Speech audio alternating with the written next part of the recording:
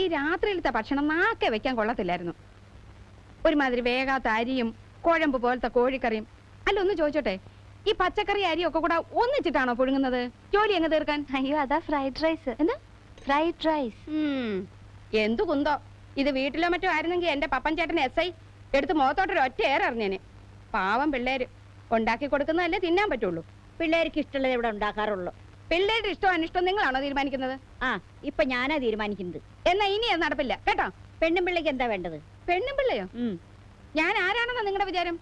പിള്ളേരുടെ സ്വന്തം അമ്മായിയാ. എന്നാ അമ്മായിക്ക് എന്താ വേണ്ടത്? വേണ്ടത് വേണ്ടപ്പ പറയും. പപ്പൻ ചേട്ടന് രാവിലെ പൊടിയരിക്കഞ്ഞിയും പയറ് പുഴുക്കും നിർബന്ധ. ഉച്ചയ്ക്ക് ഞങ്ങൾക്ക് രണ്ടാൾക്കും കോഴി ബിരിയാണി വേണം. അതിന്റെ കൂടെ നാരങ്ങ അച്ചാറ്, ഉള്ളി അരിഞ്ഞ് തൈരിലിട്ടത്, ചമ്മന്തി, പപ്പടം. എടി ക്ലാരേ, എന്താ അമ്മച്ചി? നിന്റെ കാര്യം ആലോചിക്കുമ്പോൾ അമ്മച്ചിക്ക് വിഷമം. എന്ത് വിഷമം? നിന്റെ കെട്ട് കഴിയുന്നതിന് മുമ്പ് മിക്കവാറും അമ്മച്ചി ജയിലിൽ പോണ്ടി വരും മോളെ.